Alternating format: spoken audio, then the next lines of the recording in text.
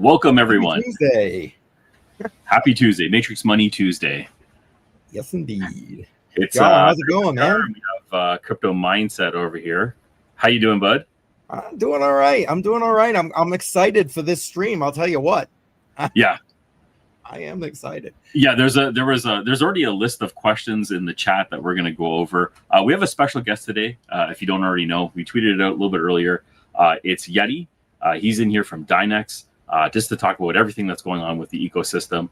We know there's a lot of questions about mining and what the future project is going to have, as well as an announcement that he's going to be making today on our stream. Oh yeah, that's right. Yeah. Yeah. So, do you want to get started? Yeah, let's bring him on up here. All right. All right. Yeti, welcome. Welcome, Hey, Yeti. Or we should say welcome back, probably. So welcome. Yeah, it's been a minute, though. It's definitely been a minute. A few months at least. A lot has happened. And I guess we can start off right now with maybe you just introduce yourself and a little bit of a background for people that might have just joined that don't know who you are. Right. Sure. So my name's Clifford Mapp. I'm the head of ecosystem development over at Dynex. So my primary role is to obviously oversee development, staff on our crypto side, and a lot of obviously meetings and conferences. So for those who haven't probably seen me, I'm always flying around these days. I've just got back from a 3-week stop in America, not only holiday, but work. So I thought, well, might as well enjoy taking a bit of time as well while I was over there. So sure. Were you in the southern parts of the U.S. or East Coast? Okay, so, East Coast. Yeah. Yeah, I was over in Delaware. Delaware. Okay. That's good stuff. Good stuff.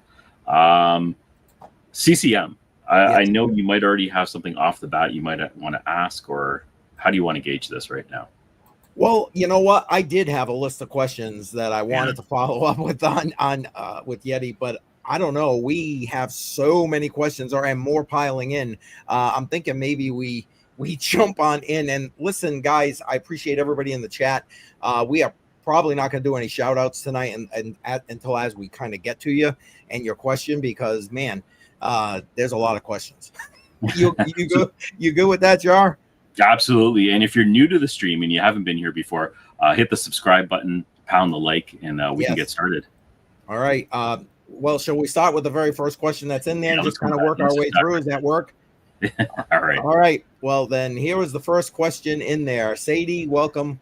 Although Sadie may not still be here at the moment. So, I mean, I'm happy to answer questions. I mean, Sadie actually knows me. Sadie knows the answer to this. The answer is no. Okay. You can look up the founder, Daniella Harmon, has completely clean record. Okay. So none that I know of. Okay. Fair enough. Sadie pounded in 3 questions straight off the cuff. So it's an interesting question, actually. Why did the mining community turn its back? I wouldn't say it's turned its back. The network's still very busy. It's a lot smaller than it was, sure. But then crypto in general has scaled back a lot for a lot of projects. Yeah, crypto mining in general. Yeah. Crypto mining. You look at some of the networks; they've dropped massively from their height, and obviously the overall consensus is that GPU mining has gone away for the moment. So a lot of people I know personally have sold all their farms. 2 people that I know very well, one with a very, very large farm, well in excess of 200 GPUs, recently decided that, it was better for him to take the assets out the equation, get his money back for the time being. And then if he needs to, he'll reinvest and go and get other GPUs as he needs them. But, scaling back your mining aspirations over time is not uncommon with projects. Normally, I mean, most projects end up going to an ASIC, and then therefore, GPU mining goes away naturally in that process. But Dynex is still GPU mineable. Our emission curve is getting a little uncomfortable at times. We've been very open about that and said, right at the very beginning, we put our emission curve way too aggressive. It allowed, early adopters to really gain huge amounts of Dynex, and we're now fighting a never-ending battle to the emission curve, but we're doing our best to try and load up with applications that will require Dynex to use to further those emissions a little bit further. Okay. Here's the next question that was thrown in here. Oh, where did all the sell pressure come from? I'd love to know that myself, but chances are a lot of that's going to be early mining, where people were getting huge amounts for very little investment. Places that have free power can obviously cause huge sell pressures. We've seen it with other projects where they're getting hammered by big GPU farms. Right. We've even seen a few turn up on Dynex when it first got really profitable, like beginning of the year. We saw a huge GPU farm jump on, to the point that it actually triggered a reaction from our security team internally, because we were concerned that, well, has somebody found a way to actually mine this with an ASIC, for example, right? Or huge FPGA farms and such. So, sell pressure is, I'm not a trader by my own admission. I've got a money guy that deals with it after I almost lost a huge amount of money trading. After that scare, it was enough for me to go, I don't know enough about this, and maybe I should get somebody who does know about this. Unfortunately, I lost my very good friend who was well into his trading. So, he used to help a huge amount. He actually worked for Dynex. It was a huge loss to all of us when Dan went, personally and professionally. So, now I only deal with a money guy for that side of things. But I'd love to know where the sell pressure comes from, because, we can see it. Anyone who can read a chart will see that there's been extensive sell pressure at times. We're still trying to figure that one out at the moment. We've been trying. Seeing we're on the coin and the pricing a little bit. Yeah, I thought I saw something about having a burn. Did I see something about that? So we started buybacks with the intention of putting it into a treasury fund, and then that treasury fund ideally never being touched, right? So is it a burn? No, but is it like a burn where it takes it out the circulating supply? Yeah, out of the circulation. It's just going to sit in there. We've got no real desire to touch it. Is there like a lock period or anything like that? No, but we've always said that we would never put that back in circulation till we've got internally some numbers that we've chosen, but it would need a huge amount of trade volume to put that back into circulation. We're talking probably upwards of 250 million a day kind of total, and that would absorb what is locked away and what staff and everything like that hold personally. So to me, it makes no sense to touch it right now. It makes no sense realistically. If everything that we've got comes to plan, we will never need to touch it. At that point, is it much dissimilar from a burn? No. It's just that it doesn't physically take it off the max supply. Yeah, so if you put it in a treasury, is there an announcement or anything like that, or is there a process? It's all listed on our Block Explorer, the wallet. You can see the balance live. We do have the intention to try starting buybacks back up soon. Once we know the income that's going to be generated from Apollo and future chips as well, because we can factor percentages of that in, for example, and accelerate a certain amount of buybacks in a very quick time. Well, the next question actually is about a treasury, but I think it's slightly different. I'm assuming that the companies he's talking about here are like partnership companies, partner companies. Is that the deal? Yeah, I guess that from that one is how I read it. It's like almost like, are you going to work with companies either to do something like a DAO, for example, or some kind of third-party company that holds all the money like a money manager kind of thing solution, right? Where then it can be very transparent. We can show what's going in and out kind of thing. And then it's also provided by a third party, which gives it a little bit more validation in that respect. So we're not against looking at things like that at the moment. No. Are we looking at listed, financial companies? Absolutely. There's tons of things that quantum algorithms and quantum tech can do in that industry. So I think you'll be seeing a lot of what we're trying to do in that industry coming along very soon. Actually, there's a couple of clients that we're working with at the moment that are in the financial sector.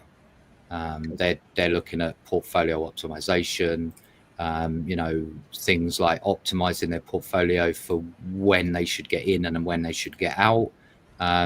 Seeing new, probably hidden gems kind of scenario, right, where it can just absorb huge amounts of data to tell whether or not a project might be worth having a early get in or not. So yeah, I spoke to a couple of those while I was in America. They actually flew in to where I was staying and came and actually visited me for a meal and a conversation. So it was really quite a fascinating 4.5 hours of talking. Well, you guys know me, right? I can talk till the cows come home kind of thing. Fair enough. Here's the next question. Basically asking, I guess to summarize this, why just you and Daniella as the kind of face of things? Sure. I mean, it's me probably because I was one of the first to really come on camera and start talking about Dynex on behalf of Dynex kind of thing. Daniella obviously is one of the co-founders. She is very active in going to all of these meetings and conferences and a lot of conferences that I wouldn't have expected us to go to, right? Because you have to know people or you have to be in the industry long enough to get those kind of invites. For me, I get invited to the more technical conferences, but maybe not so much things like environmental conferences and so forth, because I'm not really known in that industry. But we're not the only two that have been obviously shown. Our head of QD LLM, Adam, he was recently photographed in Hong Kong with Daniella for a conference. Ivan has been pictured when we went to Dubai for Token 2049. So he's on pictures. Dan, before his passing, he was obviously fully out there and on videos with me personally. So there's a lot of pictures of us all really. It's just that the two primary ones are me and Daniella. Yeah, you're definitely out there. When somebody says Dynex, it's like boom, it goes to Yeti. Any conversations I've had about Dynex anyway. Yeah. Okay, AV in the house here is asking a bunch of questions, quite frankly, here all jammed into one. I don't know how you want to attack that. If you want to attack that, I'll give you the option, I guess. Recently we announced our Paragon Initiative, which is our next step, shall we call it, on the path of what we're doing. That will cover a lot of what's in that question, right? So quantum nodes, privacy removal, market maker. Obviously, that's going to be very much where we are on course, but never say never to a delay or two. Right. In this industry, delays are kind of something that can pop left field, and we have to go and then deal with it. But right now, Paragon's on course for an end of month announcement. So that should then cover off a huge portion of what that question entails. Now, as for the Apollo chip, well, that's a whole nother question that we probably should give a minute to answer in a different way. Yeah, I know you were thinking about maybe doing that as we kind of went through some of these other questions. Sorry, I was trying to take that out of there and something happened. Sorry about that. You know what? Never mind. I was going to ask a question, but I'm sure we'll get to it. We'll go from there. Do you want to jump in about the Apollo chip now, or do you want to keep going with the questions? And I don't mind. We can do a few more questions before getting onto the Apollo chip. I know that everyone's really keen on finding out where the progress of the Apollo chip is. Okay, and well, no doubt I'm going to get messaged from the big boss by tomorrow morning saying, you know, that I'm in trouble as usual for getting too into the information. But hey, I did warn him earlier today when he gave me the information that I was like, you know, that one right question, I'm just going to start talking. And then it'll all come out. So yeah. Yeah, I know you've broken a few things here on this podcast. We appreciate it. I know it's probably not great for you, but we appreciate it. We definitely do. Yeah. Well, yeah, we're gonna get to it. Obviously, not so long ago, Russian community Telegram stated, and bam, here you go. Yeah. So, can Dynex's quantum solution be used to crack Bitcoin wallets? I've answered this a couple of times actually. Yes, you did. The potential is yes, right? Have we ever tried? No. I don't see the need. Plus, now with our new security systems in place, it practically is impossible to go after that kind of processing power with us. However, obviously, we've been working tirelessly on the fact that once this scales to a size that is worrisome, then we need to obviously have solutions in place. One of the solutions is obviously the security mechanism. So you just said, sorry, just to jump in there for a second, you just said yes to that claim, but you're not able, you haven't actually tried to reproduce it. Is there a way for someone to validate that it's possible? Yeah, there or thereabouts. I believe it's 10 million qubits, give or take. Okay. Would be what we would require to do it. It would take a huge chunk of the network, and right. Even then, it's not going to be instant. It's not like what people believe, where it'd be like, it's like you just ran it and immediately it would be done. No. Yeah. Yep. We're instead of it taking, if you were to use a big GPU farm, you'd probably do that in about 11 months. But you'd have to have the resources capable to run that kind of compute for that kind of time, right? We're talking huge supercomputing data power at that point. Yeah, that sounds pretty groundbreaking, because from everything else I've heard in the discussion, we're about 5 years away from that sort of discovery. Yeah, and I keep saying to people that we're probably very closer than people think, because,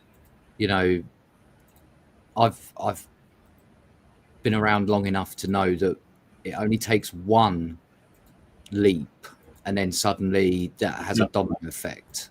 Right. One thing leads on to another thing that leads on to another thing that leads, and ultimately then you've already started that snowball process, and instead of it taking 5 years, it takes less than a year. So we know that at some point we're going to be big enough that we would be troublesome to things like Bitcoin. But Bitcoin is not the thing that bothers me nearly as much as the fact that, there are still security systems out there that run on the same fundamentals. Right. The technology that underpins Bitcoin. Right.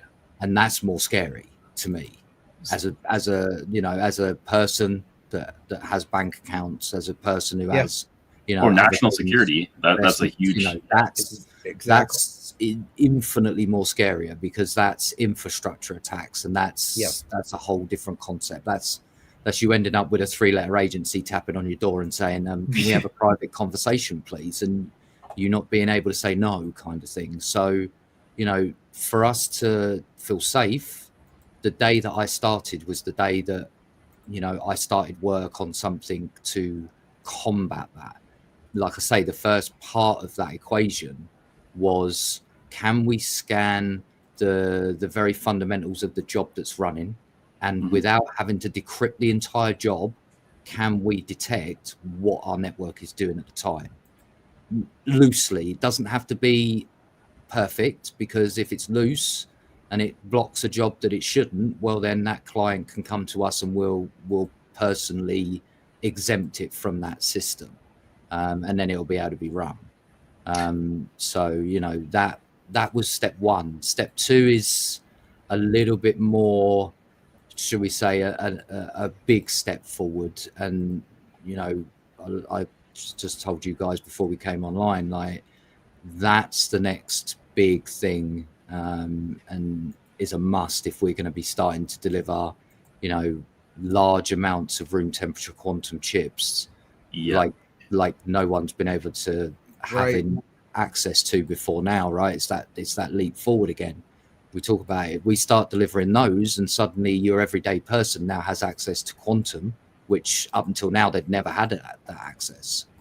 Right. Now you're in a different conversation entirely.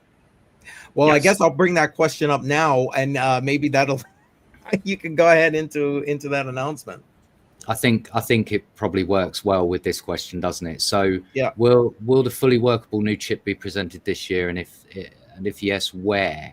Okay, so I'll answer the first part. Will the new chip be available this year? Yes, it's actually a little bit further ahead than we were expecting. Some extra refinements have been done. PCBs are now being screen printed and ready for batch production. Wow. So I actually get my prototype to work on probably in 6 to 8 weeks. Okay. So just in time for my birthday.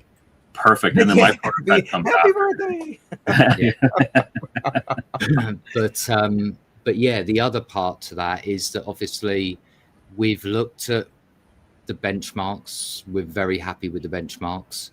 If actually a little bit surprised by the benchmarks, but it's also led us down another path that opened up because of it. We're going to produce not only a room temperature quantum chip, but we're going to repurpose any that don't meet our specifications that are just underneath that threshold kind of thing, like what you'd call like a poor bin kind of scenario. And convert them into what will be the very first quantum compute card designed specifically around quantum encryption.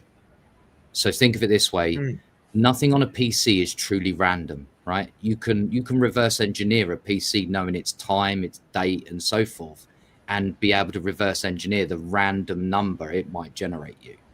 Right? It's how a lot of people manage to bypass password generators, for example. If you know the exact date and time and a machine UID, you can actually start to reverse engineer the ability to actually get that random number out. Okay.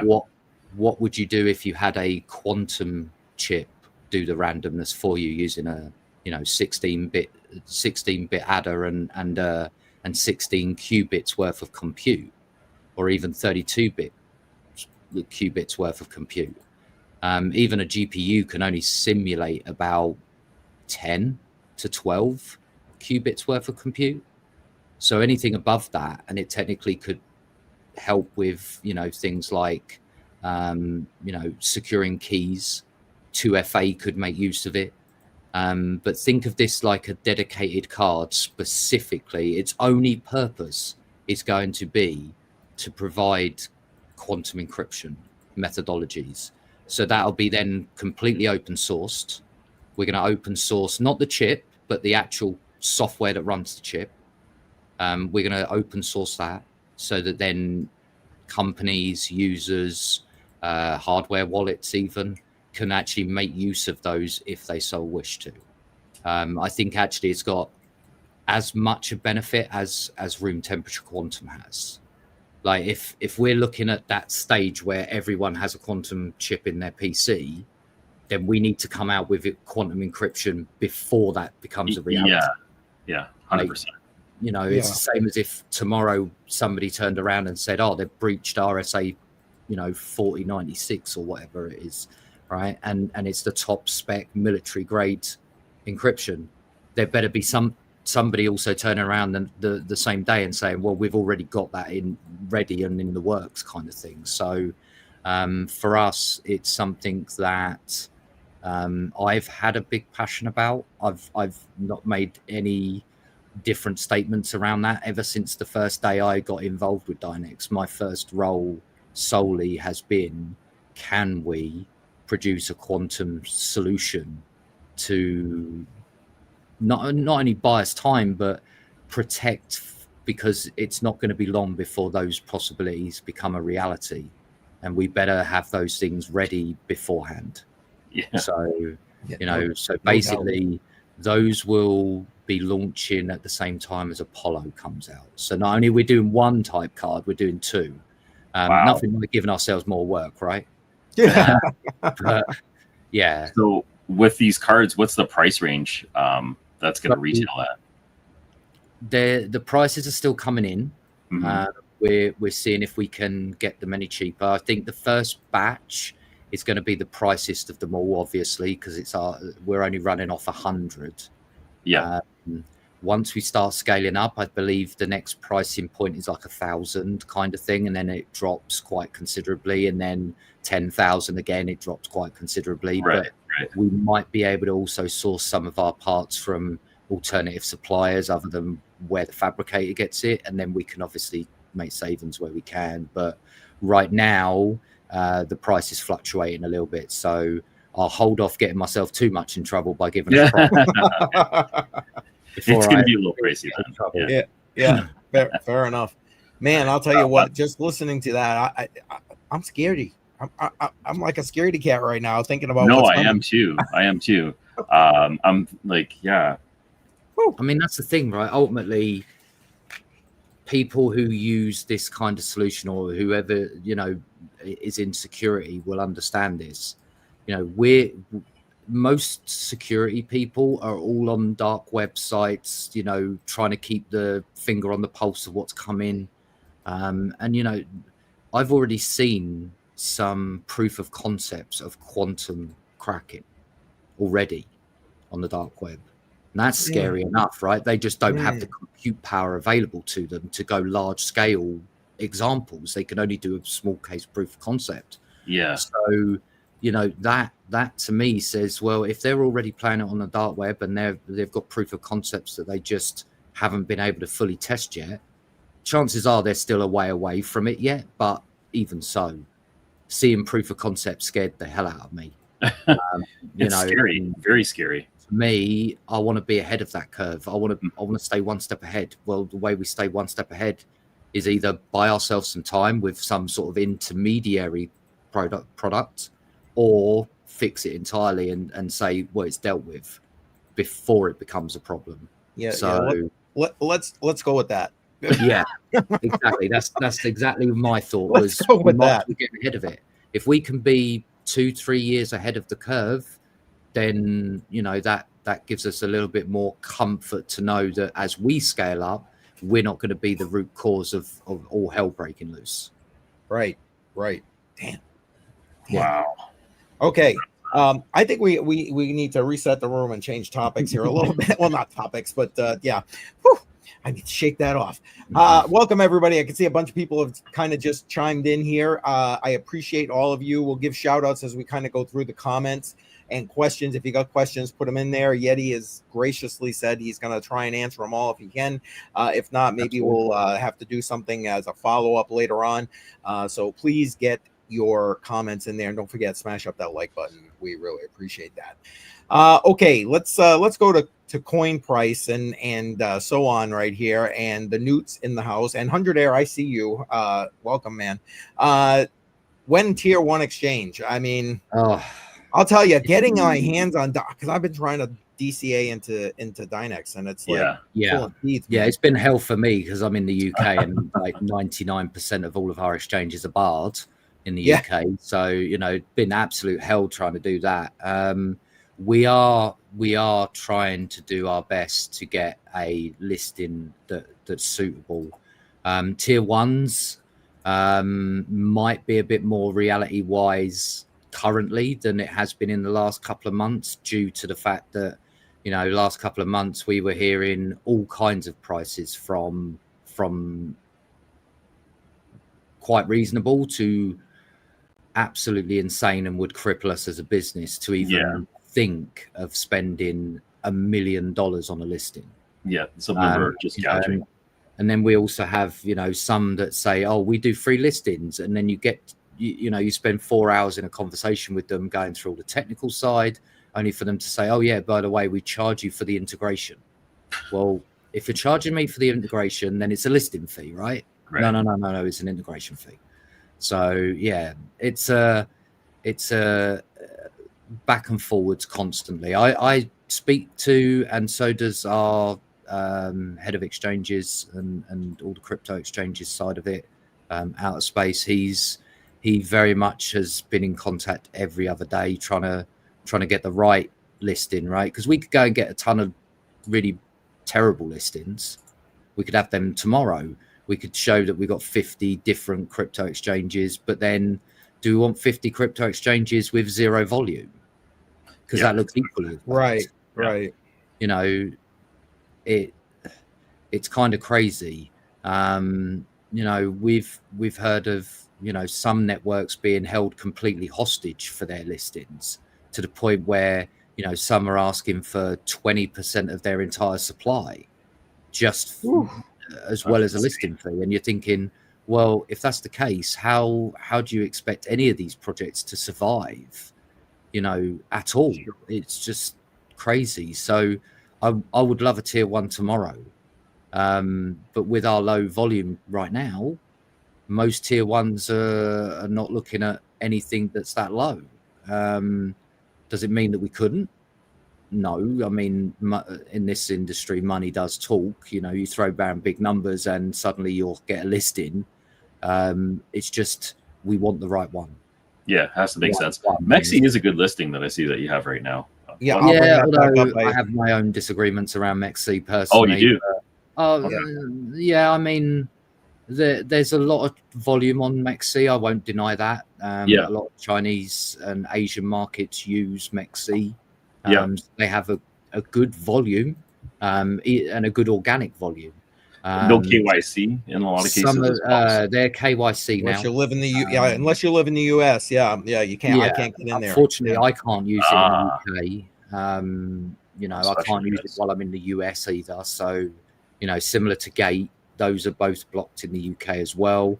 Got it. For me, it's been Biconomy or xt.com, or obviously now that Ethereum's transaction fees are a little bit more respectable, I don't mind going and grabbing some you know, wrapped Dynex, but I'd rather have the native token, just personally. Sure.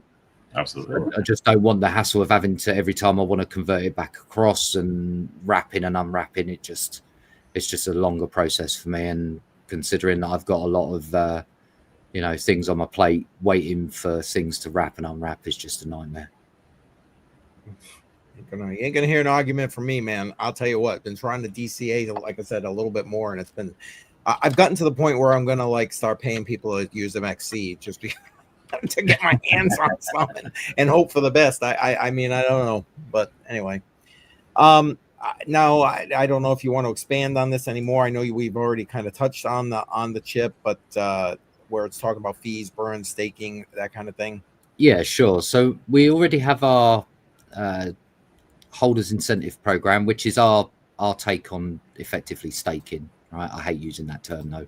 It's too narrow for what ours can do. We've got holders on Ethereum wrap token, and we've got holders on our native token. We're now in the process of obviously activating that for everyone to use, whether it be native or wrapped. Then you've got a choice.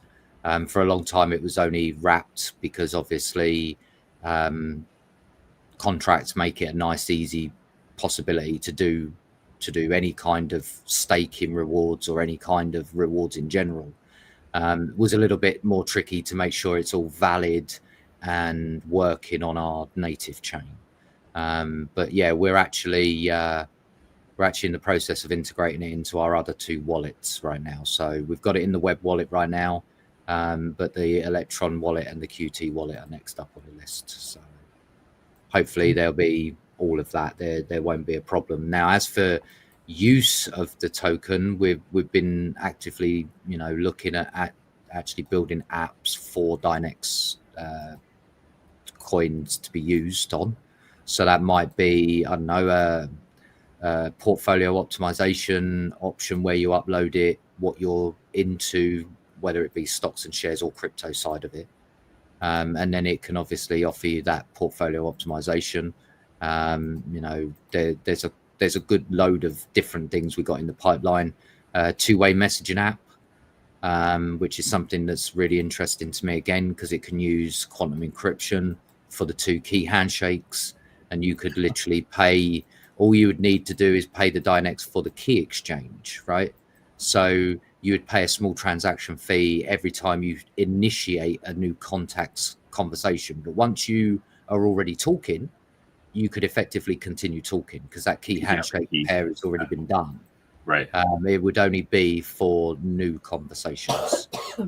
So is that something that's already rolled out, or is that something that's we showed a proof of concept of it. Okay. We're actually in the process of actually integrating it more fully now into a full-blown messaging app. I like the idea of a fully encrypted network that is directly P2P, so there's no middleman server, right? It's instantly connecting you to the person you're speaking to, and that's why you need to do the quantum key handshakes on both sides of the equation, that is, as well. So it's not just you as the user, you have to also have the person on the other end also pay Dynex to effectively create their keys for that handshake. So that's going to be interesting and go quite nicely with our new quantum encryption card. Obviously, that could be its first applicable use case straight out of the box. Could be for a messaging app, so that it encrypts all your data in and out. Now, I'm going to bring this up and add a question into it, because I did see one of the things I was going to ask you about was the mobile wallet. Because I did see the announcement about that. Do you see that messaging app being like built into this when it's like that is the overall goal. That is the goal. Is to actually build the apps directly into the wallet so that you can make use of them directly, and then that way it's just as simple as signing a transaction within your wallet and you can start using the app. I already started work on it at the beginning when I started doing the Electron wallet. You probably have noticed, if you've ever used it, is that there is an addresses area where you can store people's wallet IDs. Well, that's going to be the fundamental start to how to build like a contact list. So it'll be how do we get it so that it knows where to send the request for signing the other side of the transaction and paying the fee that side. Your wallet ID is probably the best ID in that regard, because right. So then inside the and we've just got to work out how we're locking that into the blockchain side as well, because I want some sort of record that the key pair has actually took place. It won't say who or who between, for obvious data privacy protection, right? But there should be something that gets stored on the blockchain of some sort of record that a key handshake has taken place. And then that way, you know, we can have a go. Gotcha. And I just, again, I appreciate everybody being in the chat. We're gonna shout out to everybody. Appreciate all of you. I am skipping through the questions because, again, we're already 40 minutes in, and we're about halfway through questions here at this point. So don't want to burn Yeti out. But if you got questions, put them in there, and we're gonna try and get to them today. Amplifier Gaming, welcome, and anything, I know you talked about the nodes and so on earlier, but anything else you want to add with regard to so I would say version 1.1 of the quantum nodes are now running. That has the new Dynex quantum samplers involved. So that's our new V2 sample set system. If you thought version 1 was fast, version 2 is infinitely off the scale faster. Kind of blew my mind. Like, we weren't talking like a 2 or 3x performance jump. In some situations, we were seeing 50x performance jump. Jeez. Okay. So that's what really told us that the room temperature quantum chip could work, was that fundamental core of the version 2 sample set is what runs Apollo. It is Apollo's core code at the core fundamentals of it. How many of the quantum nodes are running right now? Right now, I think there is 6 right now. Okay. That are dedicated Q nodes. Right now, it's primarily supplying most of the compute for Sony University courses that we're running. Everything else that's pay as you go or anything like that would all be on the blockchain side. So, but yeah, we plan on rolling those out. They've actually been a bit delayed. There's mainly the delays with Q nodes came because at first we were expecting version 1 samplers to be running on Q nodes. Then because it ran a little bit delayed, we ended up saying, okay, version 2 now is available. Well, we should probably integrate that. So that had a knock-on effect. But ultimately, we need it out because QD-LLM, so our version of quantum LLMs, is going to need version 2. It needs that performance uplift for inference learning. So, you know, being able to generate huge, vast amounts of tokens to actually have a conversation with an AI LLM is something that's going to need the version 2 sampler. There's just no choice in that matter. So we were kind of boxed in by our own choices. Never a bad thing to have, but you know, we should integrate something that potentially has 50x performance increase. You know, that's not a bad thing to have to do, but it's caused a bit of delay with Q nodes, but those are going to be paid in raw fiat. That's not going to be paid in Dynex. Oh, Q nodes is a proper fiat thing and have to be KYC'd. There's no way around that. Are these nodes something that people could run on their own, or is this all going to be in-house? So this is going to be publicly available. Yeah, they're going to be publicly available. The idea is actually that Q nodes will have a tie-in for lockup of some form of Dynex. Okay. Amounts to still be determined. We originally thought 10,000, but depends on obviously what the price is at. If the price is at what it is now, 10,000 is fairly reasonable. If it's, you know, $5 a token, suddenly 10,000 seems a little bit extreme for the everyday user. Sure. Yeah. Sure. So it'll be dynamically priced, I think. And is the way it'll work. Spec-wise, what are you looking at for running a node? That's a good question. Right now, we're going to have 2 forms of Q node. Ones that are going to have, obviously, the room temperature quantum, and ones that are going to have GPU, because the GPU ones need to be running in a different mode so that they can switch between jobs and blockchain, whereas the dedicated room quantum, obviously, those will stay solely for Q node quantum jobs only. They won't touch the blockchain. We don't even want to get involved in having all the conversations with people about could we turn it into a glorified miner? Right. No, is the answer. No. Right. Just putting it out there. Yeah. No, it's not happening. Mainly because one of those chips could absolutely destroy a network if it was actually unlocked to do that kind of thing. Right. It just makes no sense to us to go destroying the industry that basically gave us the chance to do this. Makes no sense to me.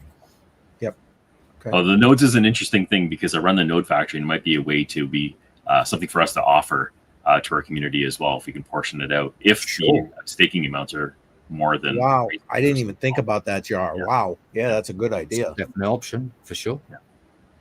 Sure. Cool. Yeah. All right. Well, the next question also from Amplifier Gaming here.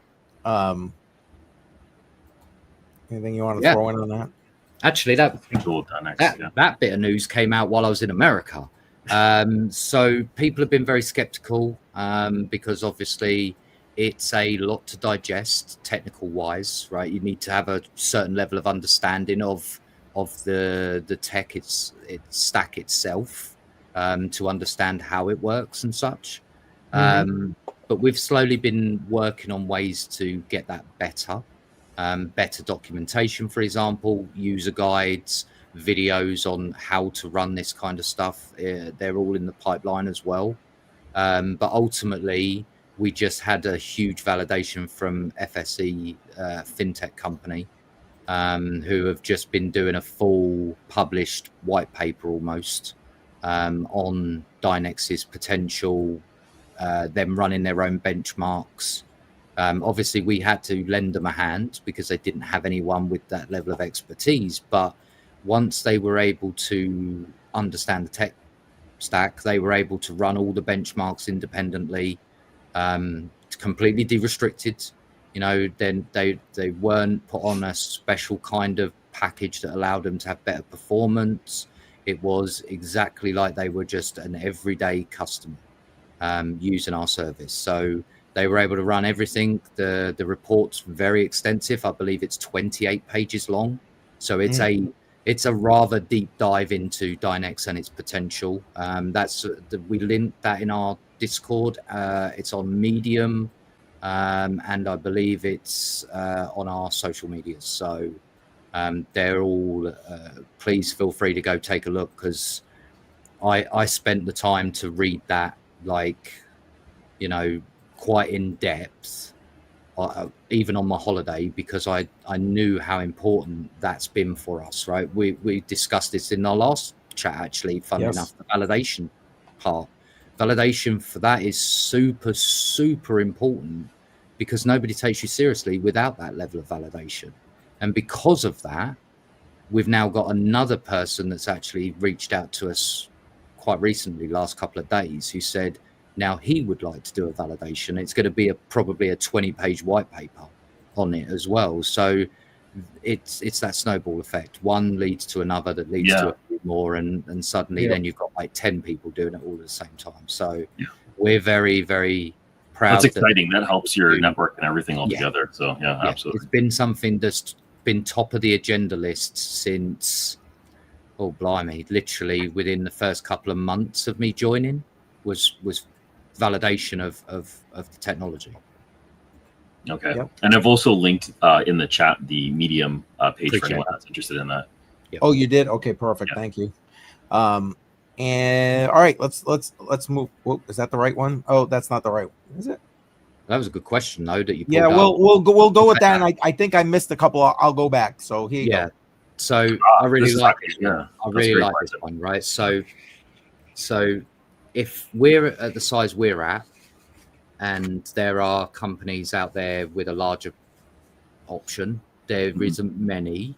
But if we're talking like actual quantum, there's none that would get even close, right? The largest physical, that's based on quantum mechanics, is 1,100 qubits. It's not big, and it's super resourceful, takes a huge ton of liquid helium to cool it down.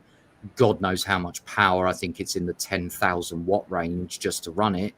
It's not possible at the moment on a physical quantum. Now, emulated quantum, now we're getting into the realms of what IBM does, D-Wave, us, and a few others that have now, Quantinuum, I believe, has one as well. Now that's very different. But I think we might have been ahead of the curve on this one a little bit. When we had an ethics committee announcement and said that we've got an ethics committee, IBM just announced they've got one going in. I was going to ask you about your ethics thing. Well. That was something we talked about. I think we were already seeing where this was heading before it happened, kind of thing, that ethically they're going to have to be responsible for who uses these systems, right? The last thing we want is somebody with nuclear capabilities using a quantum machine. That would be really bad, because they might be able to perfect a missile delivery system that is completely brand new that nobody can stop. That would be really bad, right? And this is what IBM was saying in their demonstration when they announced their ethics committee, was that they're scared about that exact thing happening, right? Of people using it for bad intentions. There will always be people that try to use any technology for bad intentions.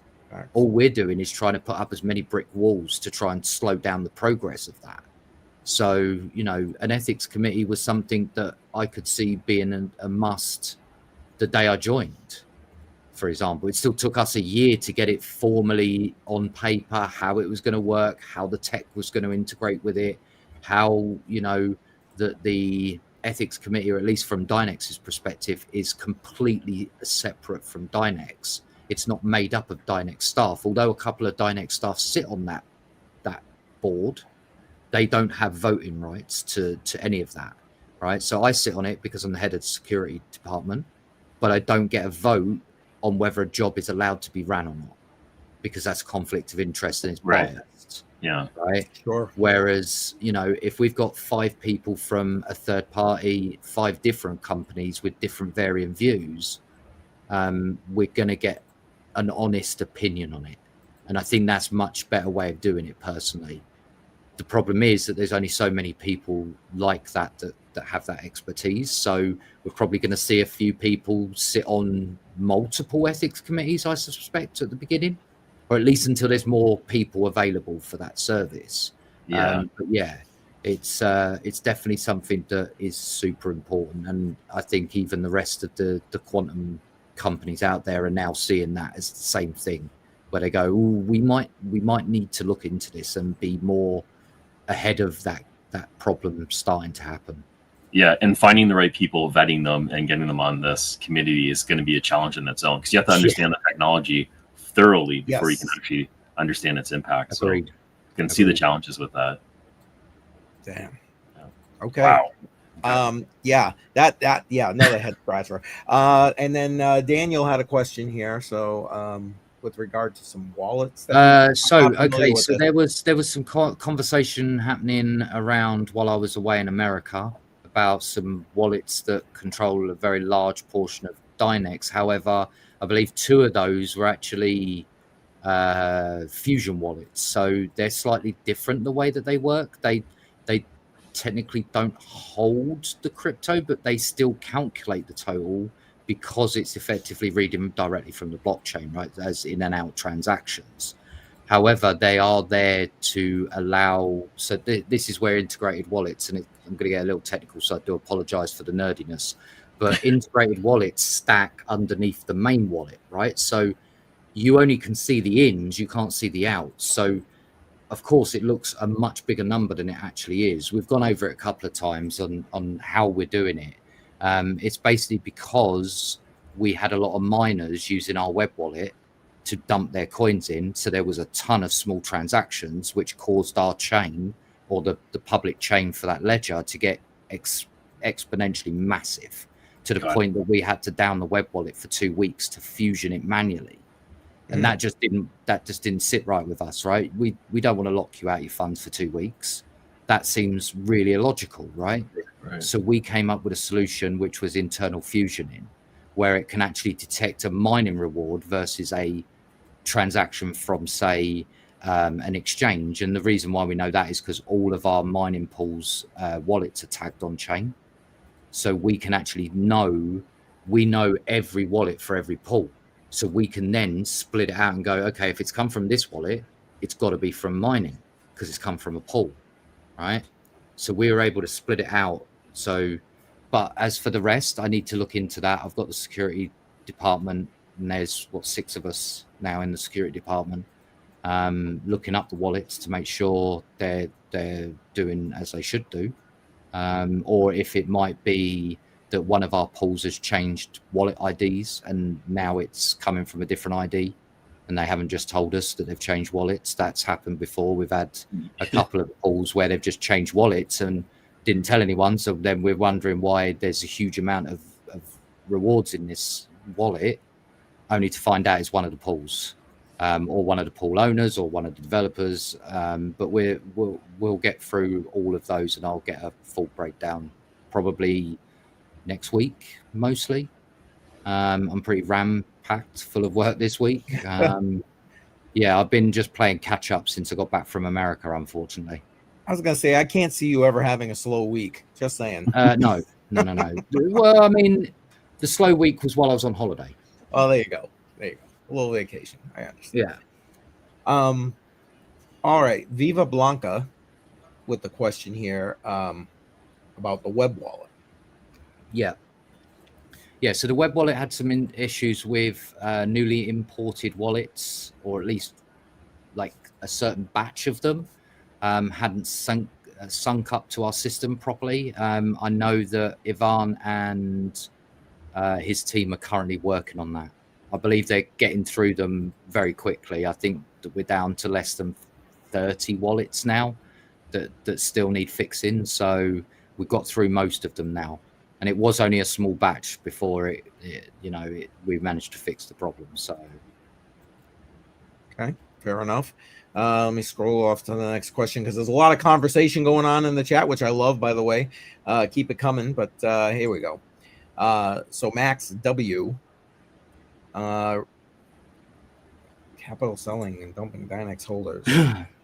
I don't know. I kind of feel like we may have skirted. Yeah, we this. probably covered off some of that, but yeah, I mean, absolutely, it could be the fact that we did a few OTC deals. I don't think so though, because all of those have already been calculated. I didn't hear anything internally about any of the few VCs that we've dealt with just dumping on us. I haven't heard of anything internally, so I can definitely have a look though, and if there is something to be said, then we're the first to say that we're trying to be as transparent as possible. That's something that I've been pushing for since the day I joined, more transparency. But there's obviously a limit to the transparency we can do, given that we're not just in the Web3 world, we're in the Web2 world as well. So, that comes with a bit of we have to play that off one to the other and be very careful where we set ourselves on that one. I get it. I don't know. I feel like I should probably have known the answer to this question, but I was just looking for an article on that and I couldn't find any. Although Microsoft's take on doing quantum computing is to not just go down the traditional route of working out qubits and traditional methodologies. They develop their own fabric layer that effectively can do states. That's it there. Yeah. This is the only thing I could find. Yeah, that's actually, it's even harder to measure what that potentially does in qubits, because it's a completely new way of even building a chip, which says to me that it's going to be a while before we see those even potentially be available to the general market, because that was built over 10 years. That was 10 years of development to get to that stage. Wow. Okay. Yeah. Fascinating bit of tech, really is. Absolutely. Is this comparable to Google's Willow, or is this completely... Google Willow, think of that more like a quantum ASIC, because it was able to do quantum calculations, but it was only ever able to do one type of calculation. Well, it's funny because there's a question for that right here. I'll bring it up. That's where Willow upset me a little bit, because when they released that, they made a big, huge song and dance around it. But then, they did. When you actually read the white paper and documentation, it said that if it ran anything else, it would probably be at the bottom of the benchmark list. So cherry picking the results. Okay. Unfortunately, they made effectively a quantum capable ASIC. Okay. Which is fascinating in its own right. Don't get me wrong. That's really fascinating. Like being able to make an ASIC out of analog technology, right? And be able to effectively build something that can do that. That's a lot of money in R&D to do that. A hell of a lot. Oh, hell yeah. Anything else you want to expand on this? I mean, I don't know. I just, where you were talking about that, I thought I'd bring actually a very good question. Yes and no is the answer to that, because quantum encryption, obviously, that's software based, right? So that's however good your coding is for the computational system you're connecting to. So if you build quantum encryption for IBM, you're using probably IBM's Qiskit package, and that's capable to run on Dynex, right? 3 lines of code change and away it goes. So could the same be ran on Dynex as IBM? Yes. Same with D-Wave technology. Again, it's interoperable. We've tried to make our solution be as interoperable as many frameworks as possible. We've developed an SDK to build against, but we don't want to go down of building an entire framework for ourselves, because at the end of the day, it limits the number of people able to use it. If we can make ourselves interoperable with everyone, then it's just a case of here's the lines you need to change from to run it on IBM to Dynex, or here's the option of what you need to change to run instead of D-Wave, you run it on ours instead. And as we're trying to get as many of those as possible. So we're now compatible with IBM Qiskit, which is obviously really quantum circuits. You've got D-Wave's DiMod package, which is quantum annealing. You've got Google Circ, which is quantum mechanical circuits, but very similar to Qiskit, but with their own unique twist. And there's a few more that we're actively integrating with. Penny Lane's just another one that we integrated with quite recently. That's shown massive promise for things like reinforcement learning. Penny Lane is amazing for that. So, that's why I did my quantum chess game that I took to Amsterdam with us in March. I trained all that on using Penny Lane. Okay, so a lot of that went over my head. Every time you're on, I feel more and more dumb. So I have no follow-up questions with that. Well, don't worry, the chat's got your back. Yeah. Oh, I'm sure I'm going to be doing another hour on our own Discord at this rate, probably. Now, I love all set. Oh, obviously yeah. address the love question, you, but that- this that whole question. fandango, I mean, it'd be interesting to get the quantum perspective on this. Right. I mean, I've had this theory discussion with a number of people now about how good could a quantum mining program actually be, right? So could it be fast enough? Do I think the public network could keep up? I'm not sure, because you've got the latency punishment of obviously uploading the job, decrypting the job, and then unloading it and then putting it back onto the chain. However, could it be able to be done using our quantum cards? I mean, that would be really exciting bit of research, but also would give me big, huge pause. Like, that could destroy networks. Like, you could theoretically put a big quantum network on there, absolutely savage the difficulty to the moon, and then just disconnect your miner, and suddenly that network is now stalled. It's never going to move because the difficulty rating's gone so far up that nothing else could touch it. Right. And therefore you'd need that quantum machine to come back on to then effectively slow down the difficulty rating, or you'd have to wait until it readjusts. And as we've seen with other networks, like Ergo got hit when the Ethereum merge happened, right? Everyone moved over to Ergo. Their difficulty went scooting through the roof. Everyone realized it was really unprofitable, so turned off. And now their difficulty is stuck at really high. And it took nearly a month to get through one epoch, which is really bad, right? Because at that point, their network's pretty stalled out. So we definitely don't want that to happen. We'd never want to be that kind of company to be screwing around in the industry that gave us the ability to do this in the first place. Makes sense. And I know we covered a lot about the chip, but let's talk about MCA here. Yes, I mean, we're actually in the process of getting all the validations done for the chip, also the encryption side of it. So we got we've got a couple of big security platforms that are going to validate the possibilities of running quantum encryption directly on card. So if you had an Apollo chip, you could make use of it for quantum encryption. You wouldn't need to buy the specific card that we're going to do. But if people only want it for quantum encryption, then we're going to do a streamlined version, basically, that will have, instead of it saying 1,000 qubits, it might only say 100, right? Because it's just a chip that has not met our specifications to reach that 1,000 qubits of compute. So you might be lucky, you get one that's got 700 qubits worth of compute, but it's going to be so restricted down. Its only purpose is for doing quantum encryption. So, but ultimately, that's something that I'm looking forward to. It really is.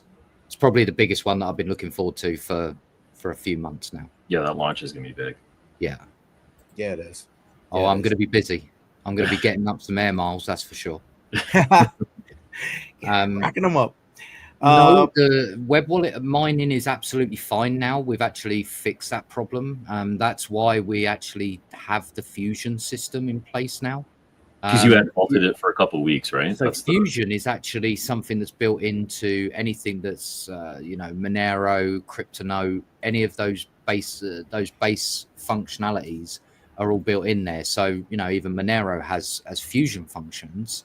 It's just that normally you have to do it all manually, right? And when you're doing a big, huge web wallet with, 400,000 wallets in there, ranging from a couple of transactions on their UTXO chain to some of them needing, almost 2 days to fusion thousands and thousands of little tiny mining rewards. We needed to take care of it. It was sucking up like 60% of our time every week to deal with. Okay. It's just not a good way of being. So we decided enough was enough, and we pulled the trigger and got it done. Now it works really well. It was a bit of a hassle at first because we turned it on and our web wallet went, okay, I need to fusion 1.8 million transactions, which took about 3 weeks. Because we realized that there was a cap on how many we could do per block, because otherwise we were just filling up blocks and then nobody could transact. Okay. So we actually had to back it off a bit and give some overhead for actual normal transactions to go through. Fair. So a bit complicated, but we got there in the end.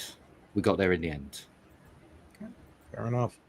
And Bassam with a question here. Current number of GPUs is around 5,000, whereas it's above 100,000. Yeah, so right now you are right. It's about 5,000 GPUs. It picks up when there's a little bit more profitability to around 6,000 GPUs.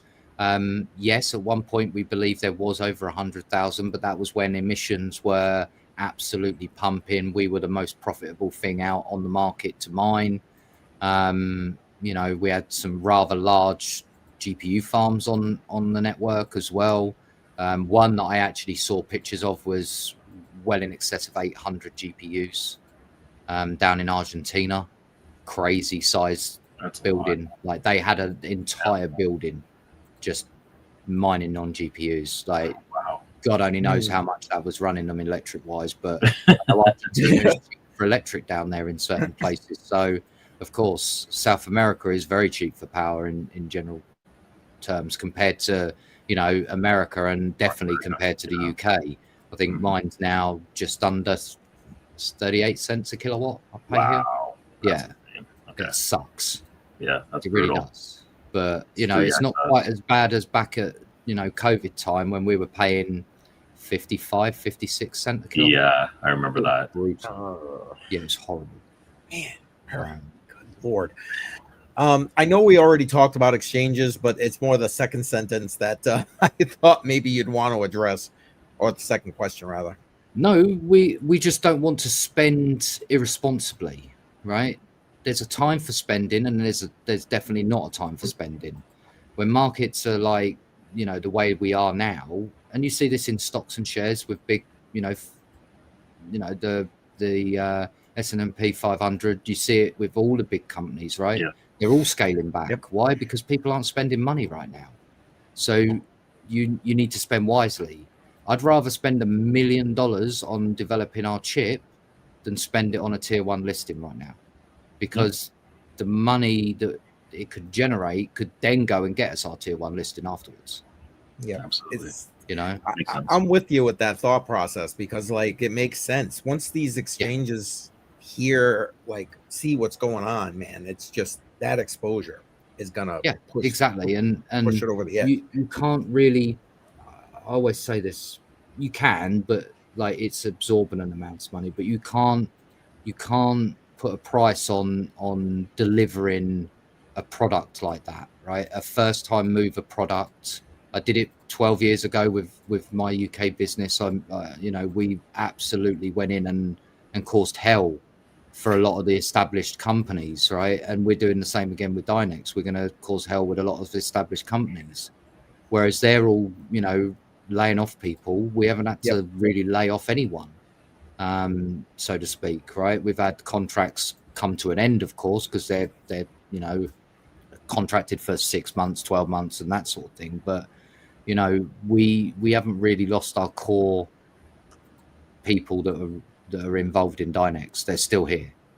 So you know, being sensible with our money is how we survive, you know, dry spells and so forth. Look how many projects have died off every time we've gone into like a real tight squeeze on crypto. We see Exactly. How many exchanges in the last 6 months? Yep. You know, it's not us not having money. It's just not us wanting to spend money irresponsibly. Makes sense. And John has another question here. Is Paragon a turning point? See, now Paragon is one piece of the puzzle. I think it's the biggest piece of the puzzle, but ultimately that is designed to combine what we've got coming for blockchain business side, but also the things like, you know, the card, the QPU, the next gen in quantum encryption. You know, it's all parts of one big whole picture that we've been racing towards for a long time. It's just that certain pieces of that picture are bigger than others. Some might seem really big, but actually in the grand scheme of things are very small. And other things that seem really small and insignificant could be some of the biggest things that we need to address and deal with. You know, like it's very dynamic where we're in for a technology stack. We have to be as fluid as possible with what we're doing, right? If something new pops up and we need to address it, you know, or a new piece of tech that can run on quantum comes out, we've got to be ahead of that and say, okay, well, we need to get that integrated, and actually that needs to be integrated a bit quicker than we maybe might first anticipate. We might go, oh, well, it takes 3 months. And then all of a sudden everyone's jumping on it and starting to use it. And we're thinking, okay, we need to now ramp this up and move it to a month away rather than 3 months away. So it's certainly interesting. Yeah, the never piece a dull that is moving. Never a dull day. Absolutely. And I just want to highlight this. It's not a question, but obviously Offset appreciated the answer you gave with regard to the Monero situation. So I just wanted to, in case you didn't see that in the chat. I've spoken to Offset. A lot of the people you've got in here asking questions, I speak to quite frequently. I haven't spoke to some of these guys for a while, but yeah, I mean, yeah. And this question I thought was like, you know, let's talk about off track a little bit there, you know? No, really, how are you doing? Well, I mean, to give you an idea, right? So I got up today at 8 in the morning. It's currently 1:15 midnight. I probably still won't get to bed till 2, 3 a.m. and then I'll be back up again for it all tomorrow. Oh. Yeah. Like, yeah. Well, we appreciate you. It's I mean, I knew what I was signing up for. You know, I run my own UK business over here, and then I went and decided, oh yeah, I'll jump on another startup that's got incredible tech, and yeah, before I knew it, I'm doing 18 hours again, which I promised the wife I wouldn't do, actually. Yeah, we won't burn through all your time. Yeah. Well, I feel bad because of the time difference for what we're doing here. Oh, don't worry about that. I appreciate you, man. I'm used to working on American time more than UK time these days. Now, I know way back one of the first questions was, you know, with regard to like you and Danielle, but thought maybe you want to. Yeah, actually, I'm so going to get in trouble. So I'm heading over to Austria in probably 6 to 8 weeks to go obviously pick up my prototype or my actual chip. I believe I finally convinced the boss to give me chip number 1. Nice. Because I just wanted serial number 1. Yeah. Mainly because obviously I've got one of the original FPGAs that they started on as well, so I wanted to keep it a bit of history. Collection. Yeah, but we're probably going to fly in most of the team for that, so there might be some opportunities for some rather large group photos. Maybe a demonstration. I mean, you have it, right? So. Yeah, I mean, all right. Just saying, right? No, Just no, saying. no. Yeah. I mean, absolutely, there's going to be demonstrations for sure. How much of what we're going to demonstrate? Right. Yeah. What exactly We may not want to say too much because otherwise I might get too much trouble. But I know we definitely want to showcase the quantum encryption because the cards are going to be available, kind of thing. We need to start showing that off almost immediately. But the possibilities of what can be run on Apollo, well, everything that we've already put out that runs on the Dynex network could run on Apollo, except in one, which was my Sudoku when it goes up past like insane size. So like we were looking at a 64 by 64 celled Sudoku. So it's massive. Yeah. Right. Like normal computers would hate trying to run this. Unless you've got like a highly specific algorithm written for doing that kind of size. Mm-hmm. Quantum really does start to then take off with options for that. That needs probably next chip after Apollo to run that in that sort of scale and bigger. But like I say, it just all depends on where those benchmarks come back for Apollo. If they're showing what we think they're showing and it benchmarks in exactly where we expect it to, what we announced for Apollo, which is 1,000 qubits, might be a little bit bigger. So how much bigger? Well, I guess we're going to find out based on, we're going to benchmark 10 random samples and then we're going to see where they each come out, because it might be that we get some variance in how many qubits are on each chip. It might be that each chip gives us a completely different number, right? In which case, can we just guarantee it's going to be over 1,000? That's what we need to just double check. We need to validate in that scenario, but it looks very, very promising that it may actually be a little bit more. Wow. Okay. That's something to look forward to. And if, I fully expect my one to probably end up getting blown up, to be fair. Because I'm going to push mine to the absolute max. I'm going to be overvolting it. I'm going to be trying to overclock it. Yeah, you can frame it after. We need to see where the limits are. So yeah, facts. Absolutely. You definitely have to push it. Definitely. Yeah. And TechMan, welcome. I think a GT 1030 might be a little bit too old. I know that minimum for the Q node for GPU side is a 2060 at the moment. It may actually have to go up yet. Okay. But right now, we're going to try and allow as older a card as possible without it deteriorating the service. So if we can get away with keeping 20 series available for people, then that means, people even with older cards can still participate. Wow. Okay. Fair enough. And yes, amplifier gaming, it healthy is important. And I'm sure that's why I took a nice 3-week vacation in the US. I looked at some houses with the plan to buy a house out there. So I travel over there so much. Like, you might as well just live here. Yeah, exactly. Come on over. Oh man. And that I know we touched on Paragon already, and actually just again, but I just love the name from Basezone. I had to bring it back. So. No, it's a full real implementation. The plan is to align both sides, business and crypto, so that one is actually setting the value for the other. We believe we've got a $500 million piece of tech stack, and that's probably underestimating it, to be fair, given that D-Wave has multi-billion-dollar valuation and IBM's even bigger than that. But safely, let's just say 500 million, right? That's based what we should be valued at based on our company. Well, how do we get the tie-in so that one side meets the other side? So our business valuation and everything like that matches our tech stack.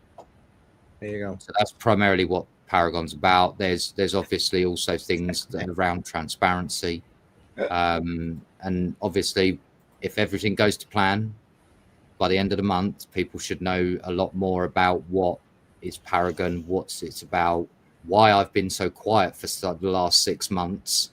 Unfortunately, I've had to be very careful about what I've said, because I know what Paragon is. I have done since the first day that we spoke about it internally. But yeah, needless to say, it is a big change. It's a big move in the right direction as a business.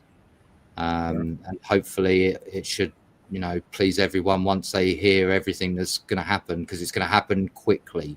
It's not going to be it's not going to be like a huge, long roadmap in some regards. It's actually going to be a very streamlined process, because we've had time to get it organized, prepped, looked at, everything. So fingers crossed. Have announcements been scheduled already, or we're hoping that they will be ready? The announcements are ready. We've actually got them already prepped, ready. We just haven't decided a definitive date yet. The reason for that is that there's still a couple of bits that are still very much up in the air that we're just tying off now, and there should be in by the end of this week, most of them. So that should then give us enough time to just go over everything once, final, check over everything, and then should be okay. I spoke to the boss this morning for a good 2 hours, and he's in the same mind thinking of the end of the month is the right day, but obviously something could crop up that we're not able to control. Okay, so that's very soon. So announcement coming up soon then. That's great. Fair enough. Now, this question, I'm glad John asked it. It was a follow-up question because we kind of discussed this in our last interview. So have at it, Yeti. It's actually a really good question, because I've always said I would love for Dynex to be not used by governments personally, right? Because there's always room for some form of abuse on that, or leverage that they'll try. You let us use it, or we'll ban you from being able to do business in the country, kind of thing. I don't want to go to war with a government, right? Over what is right and what is wrong, because what I think is right and wrong might be very different to what a government thinks is right and wrong. We're seeing that all over the world, even especially in the UK. Specifics, like the UK has its own set of problems right now. It really does. But without going into too much detail, but like I've had a couple of conversations with some people in the UK. I know that Daniella's had some conversations with the Swiss government as well, who are very, they've historically been very neutral in things. So, Swiss government might be the best option to, a very neutral government, like the idea of maybe we can help if we can. But we need to stay as much neutral as possible, because otherwise it gets ugly pretty quick. It gets cornered. They get us cornered into a position where we have no choice, and that's never a nice place to be in. Like, governments are the one quickest way to axe a business like you wouldn't believe. So, absolutely, it gets very dangerous. Can you? I'm not trying to get you to out anything here, obviously, but do you believe, let's put it that way, that the regulatory landscape, the interest of governments has increased since, let's say, our last conversation? Because this was something, again, we talked about in our last conversation. I mean, we've just seen within the last year, we've seen them want to do regulations on AI development, right? So that they can keep a bit closer eye on that. Now, AI is a really weird one, because there's so many definitions of what is AI. True. It needs a framework to be able to define it, right? That's it's not as black and white as, your system runs quantum technology, right? Okay, well, it's just quantum then, right? Let's put a framework around quantum. But AI is so unique in the fact that it has a billion different niches involved in that, and there's even more that we can't even think of right now. that some sort of regulatory framework, and I hate regulation, right? I don't want to stifle innovation, but just a very loose framework that says you can go all the way to this point, but you can't overstep your boundaries. I think it's very sensible, right? And we're going to see the same with quantum. We really are, right? We know that. Oh, it's definitely needed. 100% we know that at some point there is going to be quantum regulation. 110%. Like, I can already see that. A year ago we were talking about that at some point there will be some form of regulatory body or regulatory framework to work around. But that's why we tried to stay ahead of that curve, right? That's why we did the ethics committee, to give ourselves that credibility to say that we're already trying to be as forward thinking as possible, so that we don't become on anyone's radar as a threat to any form of national security. Right. You know, that to me is important. And if you know, a government turns up and wants to have a conversation and they're worried, then I'll sit down with them, explain the technology, explain the stack and how everything works, and they'll be able to, you know, take it on from there. But I've had some really good conversations with a couple of big investment firms in the UK around, you know, quantum and regulatory frameworks, and because they're using quantum algorithms and they want to stay ahead of the curve, right? I've known this man for years. This man's like one of my closest business associates that I've ever had in the UK, and he knows what he's talking about, right? And the people he involves himself around, and those people are, you know, they all earn 7-8 figures a year a piece. So of course I'm going to listen to what their ideas are, and put my ideas forward as well. And we're all along the same consensus. At some point there's going to be a framework for it. Okay. So I mean, like you guys are saying, I definitely think it's going to be a necessity no matter what.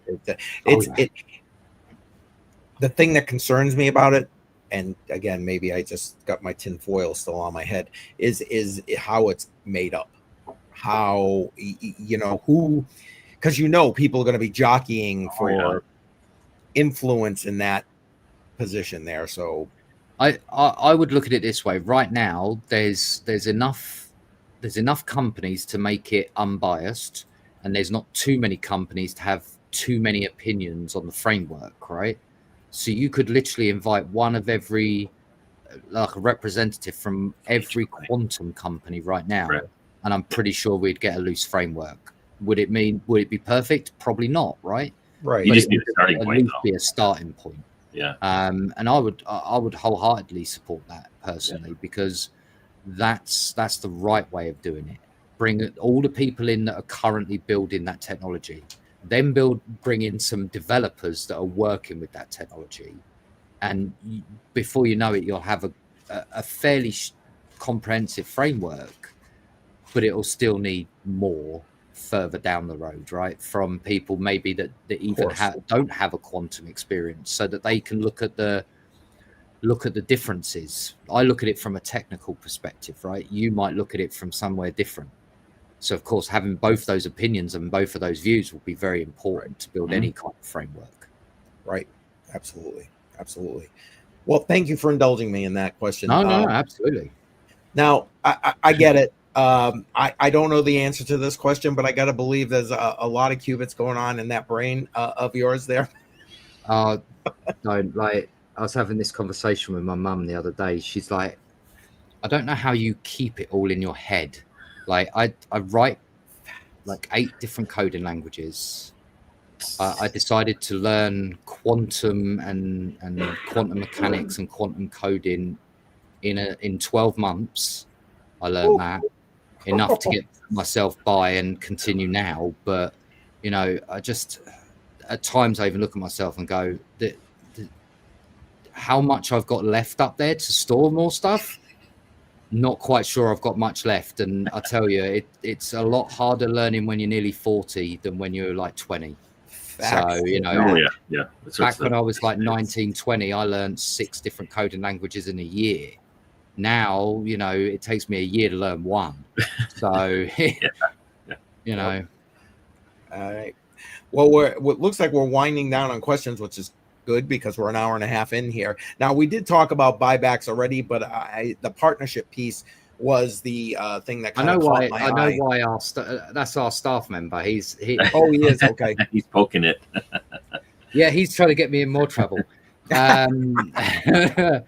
Oh dear.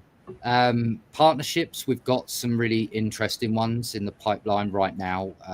One of them is huge. Took me and Dan, before he passed, a year to get the project like even to a point where they would do a proof of concept with us. The amount of red tape we had to go through to get it is a big testament to what Dan and I put in. You know, many hours and very late nights or very early mornings for Dan, depending on which side of the pond we were talking to at the time. But they're not a small company. They are massive. Okay. We're not going to see who they are. To the point that actually they're going to write a joint white paper with us on the program we're writing with them. Okay. Nice. So, okay. Yeah. That's a way away yet. It's not going to be tomorrow, that's for sure. You know, if it took me a year to get the proof of concept through, you can imagine how long it's going to take us before it's going to be the same sort of principle, another year before we're ready and people are talking about it and everything like that. So, but to me, I've pushed hard to do this one. Not only because obviously, you know, losing Dan was a big hit to everyone, personally and professionally. But for me, it's my way of sort of honoring him as well as, look, you know, we did this together and now I'm going to make sure it gets done. And everyone in the company agrees that, you know, this one's important to us a bit more than maybe most of them, because it was the one big client that Dan had been working on with me for months and months. So, okay, fair enough. And John has one more question here. There is some prejudice. He's not wrong. He's not wrong at all. The conversations I have had have been wide ranging. So from skeptics to people that are all for it, for, you know, the love of the technology kind of thing. I've had every end of that scale conversation with people, and you're not wrong. There is a lot of prejudice around quantum technology at the moment. Some people say it's not anywhere close for 10, 20 years. Other people have been saying that it's, you know, 5 years away for 5 years. So, you know, like there's a wide scope at the moment with it. And the way I deal with it is the best way to deal with any of that is prove the technology is real for one, and then prove it's safe to use for another. If you can prove both of those, it's very hard for anyone to have a prejudice against it. Obviously, they can get very worried about their own self-being. Yes. But if you look at the bigger picture and not just only about the single individual, that's where you can start to see that there are things that quantum could actually help with, not just hinder. So, you know, yes, there might be a problem that people could use quantum to break, you know, encryption. But what if there's new methodologies for next generation, so what would be quantum encryption? And suddenly now that opens up a whole new avenue, not only for, you know, for us, it could open up doors for other people. It could open up new jobs, new lines of research, you know. It could be massive. It could be a brand new industry being born effectively. And that's super interesting to me and super exciting, because there's not many times in history you can actually be at the beginning of a brand new start of something, right? I liken this to like when my mum grew up and watched like the computers start from very early on all the way to now. She's going to be lucky enough to probably see from start to current before she passes, right? So yeah, like it's like no different than my parents getting to see us go to the moon. Yeah, I never got to see full that. cycle. Absolutely. Probably going to get to see it soon because they go, you know, they're going back soon. But like for me, it's something new and exciting, and and that's always something that keeps that motivation going. You can very easily lose motivation in work, especially if it's too boring. That's why I do development, right? Never a dull moment. It's never a dull moment. Yeah, no. There's always I'm moving my hair at a rapid rate. But just one hair at a time, right? Oh yeah, no. It's big clumps now. It's not small little bits anymore. Oh, not like it was 10 years ago where I'd see the odd hair drop out. Now it's like I wake up and there's a patch of hair on the pillow. Oh, God. Okay. So yeah, it's going. Hey, I've not met a coder that isn't going bald. That's actually true. If you look at all the coders that you can find online, most of them are going bald in some form or fashion. Yeah, there you go. And he's poking at you again. I think it's so funny. But just so you know, we have gotten to the end of all the questions, and thank you to everybody. I actually think I kept it below 2 hours this time, so I'm doing yes. It was still a bit of a marathon session. I love it, and I will say that you between the everybody in the chat and everything that you said, he's literally. I came with a group of questions. I showed Jar and Jar's. You know what I mean? And you, like literally answered them all. So thank you for that. No, absolutely. I try and answer as many questions as I can because, education is just as important as the tech. If nobody gets educated, you can't understand the tech, and if you can't understand the tech, well, then we've done our job wrong. To be quite honest, true. No, facts. Yeah, facts. Especially in this space where everything's unknown to most 100%. People. Yeah, it's a lot of learning to do here. We definitely appreciate your time. And anybody who just joined in, looks like a couple people just came in right now. People did. Don't worry, just subscribe to the channel. You can roll it back. We had a very interesting conversation about amazing conversation. Well, I'm sure that you guys would probably want to do a part 2 when the chip fully releases. Yes, you'll hear from us. To be able to show you. I'm sure that we can work out a part 2. I'd love to do that. Definitely. Yeah, absolutely. So we'll reach out to you when that happens. Yeah, absolutely. Appreciate it. Any last things you want to throw out there, Yetis? You're the guest. I mean, obviously, we've got Paragon at the end of the month. If everything goes to plan, best place to keep updated for that is either on our social medias or Discord. Is all the time. Very busy these days. Our tech man Ty just literally threw a quick one out there. I will answer that one. When more wallet audits from Yeti Audits, you might see a new system come about that actually will leverage Dynex's network to do live on the spot wallet auditing using a quantum diffusion large language model to do it. So the idea would be is that then I don't have to do the audits. You'll be able to actually do them yourselves. Wow. And then anything that gets flagged that needs manual intervention, then obviously I go along and with Serpent and we'll pick up the ones that have been flagged manually. But ultimately there'll be a whole entire solution built around wallet auditing, virus scanning, the whole 9 yards. We're able to do all of that internally and build it quite nicely. I mean, I've shown a couple of demonstrations of where Yeti Audits was like a year ago. It's way beyond that now.